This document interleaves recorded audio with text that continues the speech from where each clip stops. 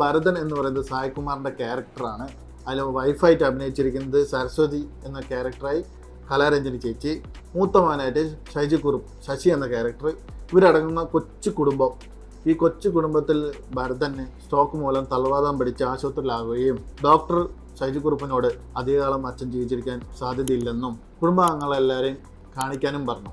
എന്നാൽ സായ്കുമാർ ഓരോ ദിവസവും ബന്ധുക്കൾ വന്ന് അദ്ദേഹത്തിനെ കാണുമ്പോൾ അദ്ദേഹത്തിന് മനസ്സിലാവുന്നു ഞാൻ ഇനി അധികകാലം ജീവിച്ചിരിപ്പില്ല എന്ന്. അങ്ങനെ മനസ്സിലാക്കിയ സായ്കുമാർ മൂത്തമാനോട് ശശിയോട് എനിക്കൊരു ആഗ്രഹമുണ്ട്, അതായത് ഒരു രഹസ്യ ആഗ്രഹമുണ്ട്, നീ അത് സാധിച്ചു തരണം എന്ന് മൂത്തമ്മനോട് പറയുകയാണ്. ഷൈജു കുറുപ്പ് അത് കേട്ട് നെട്ടി, അവസാനത്തെ ആഗ്രഹമല്ലേ, അച്ഛൻ ഇനി അധികകാലം ജീവിച്ചിരിപ്പുണ്ടാവില്ലല്ലോ എന്ന് മനസ്സിലാക്കി ആ ആഗ്രഹം നടപ്പിലാക്കാൻ പോവുകയാണ്.